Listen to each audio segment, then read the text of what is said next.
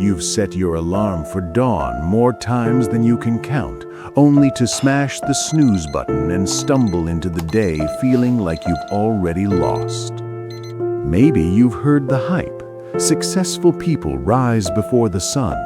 You've tried it once, twice, a dozen times, but somehow you always slide back into the old groove. You whisper to yourself, "My body just isn't built for mornings. I need those extra hours of rest."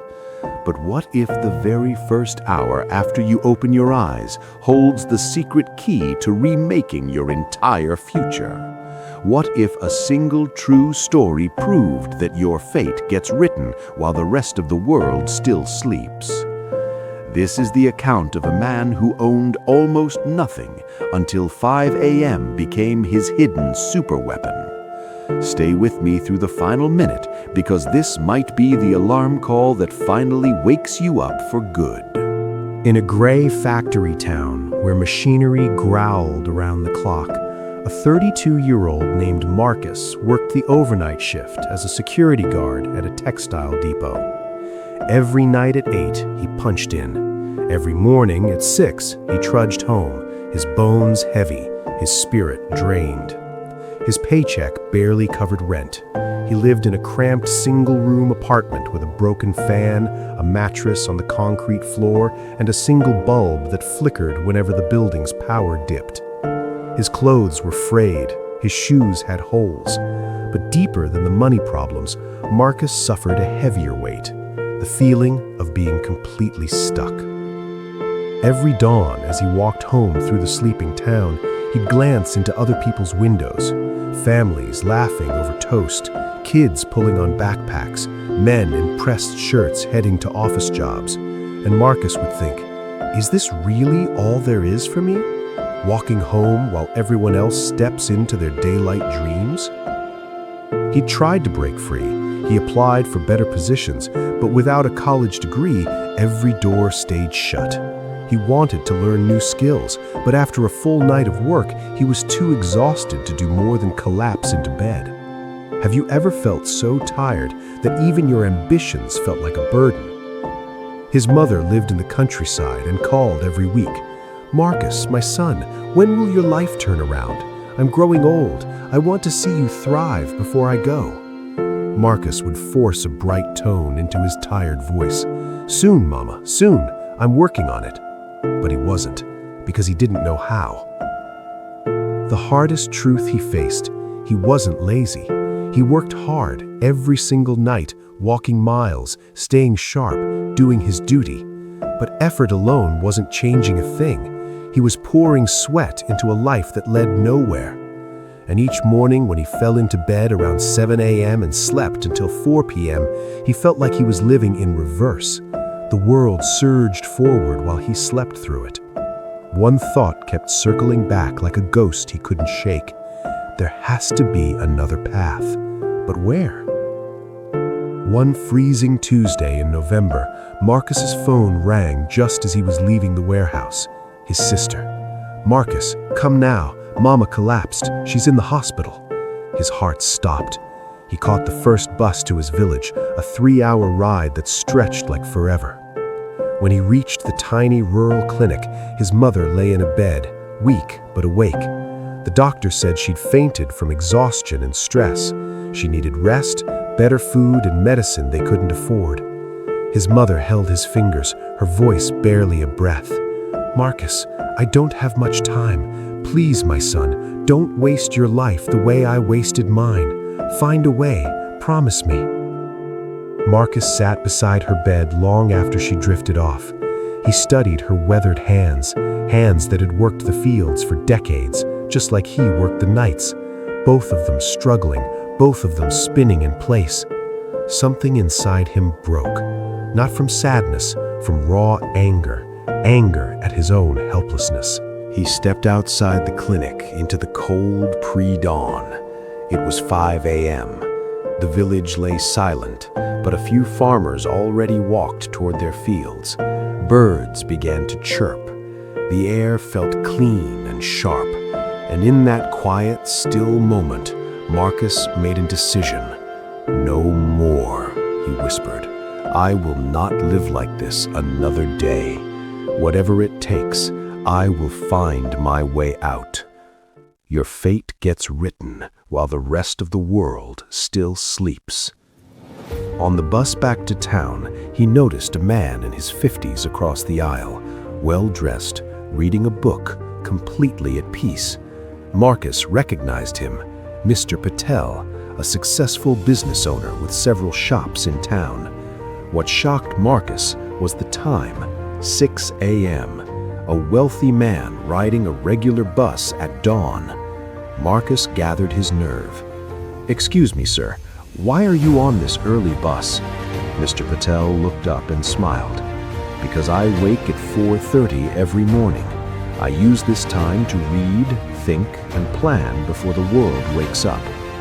"But don't you need sleep?" Marcus asked. "I sleep at 9 p.m., 7.5 hours, plenty." Mr. Patel studied Marcus's exhausted face. "You work nights?" "Yes, security guard." "And when do you sleep?" 7 a.m. to 4 p.m. usually. Mr. Patel nodded slowly. "So, you're awake while the world sleeps, and asleep while the world works. No wonder you're trapped." He leaned forward. "Young man, let me share what changed my life 30 years ago. The hours between 5 a.m. and 7 a.m., those are magic hours. That's when you build the life you want while everyone else is still dreaming." Marcus felt a dangerous spark, hope. "But how? I work until 6 a.m. I need sleep." "Then change your sleep. Rest when you get home at 6:30. Wake at 11:30. That's 5 hours, enough to survive. Then live your real life while the world is awake, and eventually shift to day work. Always wake at 5 a.m. That's the secret." Would you trade 5 hours of broken sleep for a completely different future? Mr. Patel wrote his number on a card. "If you're serious about changing your life, call me. I'll show you what to do with those morning hours. But only if you're serious, because it takes discipline most people don't have." The bus reached Marcus's stop. He stared at the card and made a silent promise. "Starting tomorrow, I'd do it." That evening, Marcus did something he'd never done before. He called Mr. Patel the next day at 11 a.m. For the first time in years, Marcus was awake during daylight on a weekday. They met at a small cafe. Mr. Patel nodded approvingly. "You actually changed your sleep schedule. Good. Most people just talk. You acted. Now I'll teach you what to do with your mornings." He pulled out a notebook and drew a simple diagram. "Marcus, imagine your life as a house. Right now, your house is cold, dark, and crumbling. Why? Because you never work on the foundation. You're too busy surviving." He drew a house. The hours from 5 to 7 a.m., that's your foundation building time. While everyone else sleeps or just stirs, you're constructing your future. 2 hours every morning, that's 14 hours a week, 60 hours a month, 730 hours a year. He wrote the numbers clearly. That's the same as 91 full workdays just from waking early. In 1 year, you get 3 extra months that everyone else wastes sleeping. Marcus's eyes widened. 3 months. "Here's what you do with those 2 hours, Mr. Patel continued. This is non-negotiable. Hour 1, 5 to 6 a.m., build skills. You spend this hour learning something that will raise your income. Not TV, not your phone, a real skill. A language, a trade, software. Free online courses exist everywhere. YouTube has everything. No excuses. Hour 2, 6 to 7 a.m., build body and mind. 30 minutes of exercise, walk, run, stretch. Your body is your vehicle. If it breaks, you have nothing. Then 30 minutes reading, planning, or applying what you learned in hour 1. Marcus scribbled furiously in a borrowed notebook. Mr. Patel added 3 rules. Rule 1, no negotiation. Wake at 5 a.m. every single day, including weekends. No just today I'll skip. That's how you fail. Rule 2, sleep by 9 p.m. You cannot cheat rest and succeed. Your body needs recovery, but you control when. Rule 3, the first week will be brutal. Your body will fight you. Your mind will invent excuses. Push through. After 21 days, it becomes normal. After 90 days, it becomes who you are. Mr. Patel looked at Marcus with seriousness. I'm giving you 3 months. 3 months of waking at 5 a.m., building skills in hour 1, building yourself in hour 2. After 3 months, come back to me. Show me what you've built. If you did the work, I'll help you find a better job. If you quit, don't bother calling. Success goes to those who show up when it's hard. Marcus felt the weight of the challenge, but also, for the first time in years, something else. Purpose. I'll do it. I won't quit. We'll see, Mr. Patel said with a knowing smile. Everyone says that. The next morning, Marcus's alarm screamed at 5 a.m. His whole body protested. His mind whispered, just 1 more hour. You're so tired. But he remembered his mother's face in that hospital bed, Mr. Patel's challenge, his own promise. He threw off the blanket and stood up. What would you do if your future depended on the next 5 minutes? The first week was torture. Marcus dragged himself awake each morning, his body aching from lack of sleep. At 5 a.m. in the dark, he sat at his small table with his phone, watching free Excel tutorials on YouTube. His eyes burned, his mind wandered, but he didn't stop. At 6 a.m., he forced himself to walk around his neighborhood for 30 minutes. Then he read articles about accounting, the skill he chose because every business needs it. By 7:30 a.m., he went to bed, slept until 2 p.m., and prepared for his night shift. The cycle repeated, exhausting, lonely. Nobody understood why he was doing this. But something shifted around day 20. One morning, Marcus woke up at 4:58 a.m., 2 minutes before his alarm. His body had adapted. For the first time, he didn't feel resentment. He felt ready. The Excel tutorials began to click. He learned formulas, data analysis, basic accounting. He completed his first online certificate. His morning walks became something he looked forward to. The sunrise, the quiet streets, the feeling that while everyone else slept, he was building. Success is not a destination, it's a daily practice. By the end of month 2, Marcus had finished 3 online courses in accounting and Excel. He'd lost weight from daily walking. His mind felt sharper. His confidence grew. Co-workers noticed. Marcus, you look different, healthier. What changed? He smiled. I'm changing my life 2 hours at a time. In the 3rd month, Marcus applied what he learned. He created a simple Excel spreadsheet to organize the warehouse inventory, something his company had never done properly. He showed it to his supervisor. The supervisor was impressed. Marcus, how did you learn this? I wake at 5 a.m. and teach myself. Word reached the warehouse manager, then the owner. On day 87 of Marcus's 5 a.m. journey, his supervisor called him into the office. Marcus, we're expanding our accounting department. We need someone who knows our warehouse operations and has basic bookkeeping skills. The job is yours if you want it. Day shift, double your current salary. Marcus stood there speechless. 3 months ago, he was a hopeless night guard. Now he was being offered an office job. When do I start? He managed. Next Monday. That evening, Marcus called Mr. Patel. Mr. Patel, I did it. 90 days. I never missed a single 5 a.m. wake-up. And today, I got promoted. A pause.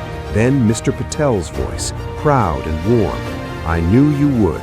You had the look of someone ready to change. Now remember, don't stop waking at 5. That's not a strategy anymore. That's your life. I won't stop. This is who I am now. 1 year later, Marcus had become the company's lead accountant. He'd saved enough to move his mother to town, get her proper medical care, and rent a decent 2-bedroom apartment. Every morning at 5 a.m., he still woke up, not because he had to, but because those 2 hours were sacred. That's when he learned new software, read business books, and planned his future. Do you think he ever hit snooze again? His coworkers would ask, "Marcus, why do you wake so early? You've already succeeded." He would smile and say, "Success isn't a finish line, it's a daily ritual, and mine starts at 5 a.m." My friend, Marcus's story proves something powerful. Your life can change. Not someday, not when conditions improve. Right now, starting tomorrow morning at 5 a.m. Here's what most people miss. The gap between where you are and where you want to be isn't talent. It isn't luck. It isn't even hard work. It's how you use the time when everyone else is sleeping. Between 5 a.m. and 7 a.m., the world goes quiet. No notifications, no meetings, no distractions.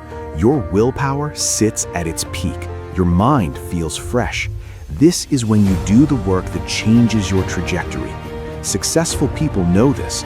That's why CEOs, athletes, and leaders rise early, not because they're superhuman, but because they understand that winning the morning means winning the day.